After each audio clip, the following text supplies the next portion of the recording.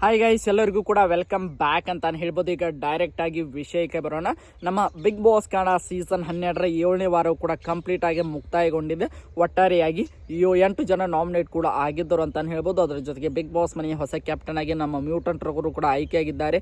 ಕಳಪೆಯಾಗಿ ನಮ್ಮ ಮಾಳು ನಿಪ್ನಾಳ್ ಅವರು ಆಗಿದ್ದಾರೆ.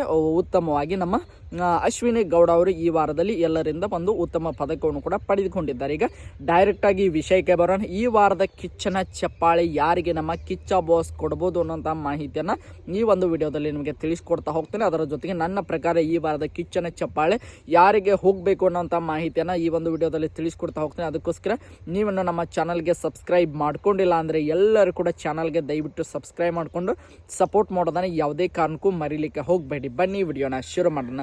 ಈ ವಾರದಲ್ಲಿ 2 ರಿಂದ 3 ಜನ ಸಖತ್ತಾಗಿ ಆಟವನ್ನು ಆಡ್ಕೊಂಡು ಬಂದಂಥ ಸ್ಪರ್ಧಿಗಳು ಇದ್ದಾರೆ ಅಂತಾನೆ ಹೇಳ್ಬೋದು. ಅವರಿಗೆ ಈ ವಾರದ ಕಿಚ್ಚನ ಚಪ್ಪಾಳೆ ಬರುವಂಥ ನಿರೀಕ್ಷೆ ಇದೆ ಅಂತಲೇ ಹೇಳ್ಬೋದು. ಅದು ಯಾರು ಅಂತ ನೋಡ್ತಾ ಹೋಗೋದಾದರೆ ನಿಮಗೆಲ್ಲರಿಗೂ ಕೂಡ ಗೊತ್ತಿರೋ ಹಾಗೆ ಅಶ್ವಿನಿ ಗೌಡ ಅವರು ಈ ವಾರ ಸಖತ್ತಾಗಿ ಆಟವನ್ನು ಆಡ್ಕೊಂಡು ಬಂದರು. ಅದರ ಜೊತೆಗೆ ನೋಡ್ತಾ ಹೋಗೋದಾದರೆ ನಮ್ಮ ಮ್ಯೂಟೆಂಟ್ ರಘುವರು ಕೂಡ ಈ ವಾರ ಸಖತ್ತಾಗಿ ಆಟವನ್ನು ಆಡ್ಕೊಂಡು ಬಂದಿದ್ದಾರೆ. ಕಾವ್ಯ ಅವರು ಕೂಡ ಸಖತ್ತಾಗಿ ಆಟವನ್ನು ಆಡಿದ್ದಾರೆ.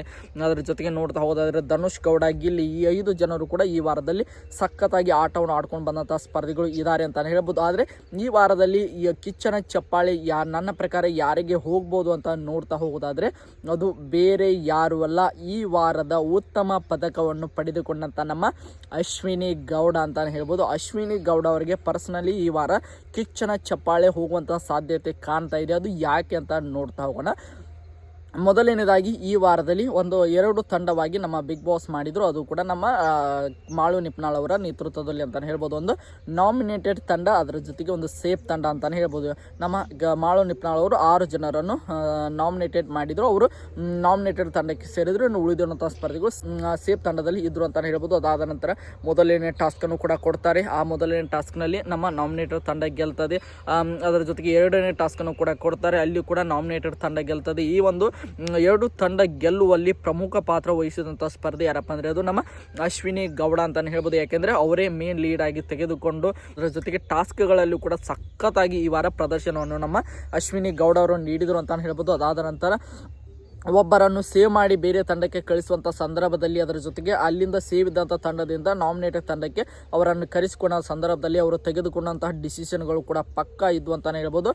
ಅದರ ಜೊತೆಗೆ ತುಂಬಾ ಇವರು ಬಿಗ್ ಬಾಸ್ ಮನೆಯಲ್ಲಿ ತುಂಬಾ ಸಿಟ್ ಆಗ್ತಾರೆ, ತುಂಬಾ ಪೇಷನ್ಸನ್ನು ಕಳೆದುಕೊಳ್ತಾರೆ ಅನ್ನುವಂಥ ಮಾತುಗಳು ನಮಗೆ ಹೊರಗಡೆ ಹಾಗೆ ಒಳಗಡೆ 2 ಸಂದರ್ಭದಲ್ಲಿ ನಾವು ಮಾತನಾಡಿದ್ದನ್ನು ನೀವೆಲ್ಲರೂ ಕೂಡ ನೋಡೇ ಇರ್ತೀರ. ಆದರೆ ಈ ವಾರದಲ್ಲಿ ಸಖತ್ ಪೇಷನ್ಸ್ ಆಗಿದ್ದಂತಹ ಒಬ್ಬ ಸ್ಪರ್ಧೆ ಅಂದರೆ ಅದು ಅಶ್ವಿನಿ ಗೌಡ ಅಂತಲೇ ಹೇಳ್ಬೋದು. ಅದರ ಜೊತೆಗೆ 2ನೇ ಟಾಸ್ಕ್ ಮುಕ್ತಾಯ ನಂತರ ಒಬ್ಬರನ್ನು ಸೇವ್ ಮಾಡಿ ಕಳಿಸುವಂಥ ಸಂದರ್ಭದಲ್ಲಿ ಅವರು ರಾಶಿಕಾ ಶೆಟ್ಟಿ ಅವರನ್ನಾಗಿರ್ಬೋದು, ರಿಷಾ ಗೌಡ ಅವರನ್ನಾಗಿರ್ಬೋದು, ಅದರ ಜೊತೆಗೆ ಮೊದಲನೆಯ ಒಂದು ಟಾಸ್ಕ್ ಮುಗಿದ ನಂತರ ರಕ್ಷಿತಾ ಶೆಟ್ಟಿ ಅವರ ಒಂದು ಕಾರಣದಿಂದಾಗಿ ಇಡೀ ಟೀಮ್ ಡಿಸಿಷನ್ ಅನ್ನೇ ಉಲ್ಟಾ ಮಾಡಿದಂಥ ಒಂದು ಸಂದರ್ಭ ಆಗಿರ್ಬೋದು. ಯಾಕೆಂದರೆ ಆ ಒಂದು ಉಲ್ಟಾ ಮಾಡದೇ ಇದ್ದರೆ ಹೋಗುವಂಥವ್ರು ಕೂಡ ಹೋಗ್ತಾ ಇರಲಿಲ್ಲ. ಹೀಗೆ ಹಲವಾರು ರೀತಿಯಾಗಿ ತುಂಬಾ ಮೆಚ್ಯೂರ್ಡ್ ಆಗಿ ಈ ವಾರ ಬಿಹೇವ್ ಮಾಡಿದಂತಹ, ಅದರ ಜೊತೆಗೆ ತುಂಬಾ ಪೇಷನ್ಸ್ ಆಗಿ ಇದ್ದಂಥ ನಮ್ಮ ಅಶ್ವಿನಿ ಗೌಡ ಅವರಿಗೆ ಈ ವಾರದ ಕಿಚ್ಚನ ಚಪ್ಪಾಳೆನು ನಮ್ಮ ಕಿಚ್ಚ ಬಾಸ್ ಆಲ್ಮೋಸ್ಟ್ ಆಲ್ ಅವರಿಗೆ ಕೊಡ್ತಾರೆ ಅಂತ ಅನಿಸ್ತಾ ಇದೆ. ನನ್ನ ಪ್ರಕಾರ ಕೂಡ ಈ ವಾರದ ಕಿಚ್ಚನ ಚಪ್ಪಾಳೆ ಅಶ್ವಿನಿ ಗೌಡ ಅವರಿಗೆ ಹೋಗಬೇಕು. ಯಾಕಂದರೆ ಅವರ ಪೇಷನ್ಸ್ಗೆ ಈ ವಾರದ ಕಿಚ್ಚನ ಚಪ್ಪಾಳೆ ಖಂಡಿತವಾಗಲೂ ಬರಲೇಬೇಕು ಅಂತಾನೆ ಹೇಳ್ಬೋದು. ನೋಡೋಣ ಯಾರಿಗೆ ಕೊಡ್ತಾರೆ ಅನ್ನುವಂಥ ಮಾಹಿತಿಯನ್ನು ನಿಮಗೆ ನೆಕ್ಸ್ಟ್ ವಿಡಿಯೋದಲ್ಲಿ ನಾನು ಕನ್ಫರ್ಮ್ ಆದ್ಮೇಲೆ ವಿಡಿಯೋ ಮಾಡಿ ಹಾಕ್ತೇನೆ. ಈಗ ಸದ್ಯದ ನನ್ನ ಪ್ರಕಾರ ಈ ವಾರದ ಕಿಚ್ಚನ ಚಪ್ಪಾಳೆ ಅಶ್ವಿನಿ ಗೌಡ ಅವರು ತುಂಬಾ ಡಿಸರ್ವಿಂಗ್ ಇದ್ದಾರೆ ಅಂತಾನೆ ಹೇಳ್ಬೋದು. ನಿಮ್ಮ ಪ್ರಕಾರ ಈ ವಾರದ ಕಿಚ್ಚನ ಚಪ್ಪಾಳೆಯನ್ನು ನಿಮ್ಮ ಕಿಚ್ಚ ಬಾಸ್ ಯಾರಿಗೆ ಕೊಡಬೇಕು, ಅದರ ಜೊತೆಗೆ ನಿಮ್ಮ ಪ್ರಕಾರ ಈ ವಾರದ ಕಿಚ್ಚನ ಚಪ್ಪಾಳೆ ಯಾರಿಗೆ ಹೋಗಬೇಕು ಎಂಬುದನ್ನು ನೀವು ಕಮೆಂಟ್ ಬಾಕ್ಸಲ್ಲಿ ಕಮೆಂಟ್ ಮಾಡಿ ಅಂತ ಹೇಳ್ತಾ ಈ ಒಂದು ವಿಡಿಯೋನ ಮುಗಿಸ್ತಾ ಇದ್ದೀನಿ. ಎಲ್ಲರಿಗೂ ಕೂಡ ಧನ್ಯವಾದಗಳು. ಹೀಗೆ ಸಪೋರ್ಟ್ ಮಾಡ್ತಾ ಇರಿ, ಲೈಕ್ ಮಾಡಿ, ಶೇರ್ ಮಾಡಿ, ಹಾಗೆ ಸಬ್ಸ್ಕ್ರೈಬ್ ಮಾಡ್ಕೊಳ್ಳಿ.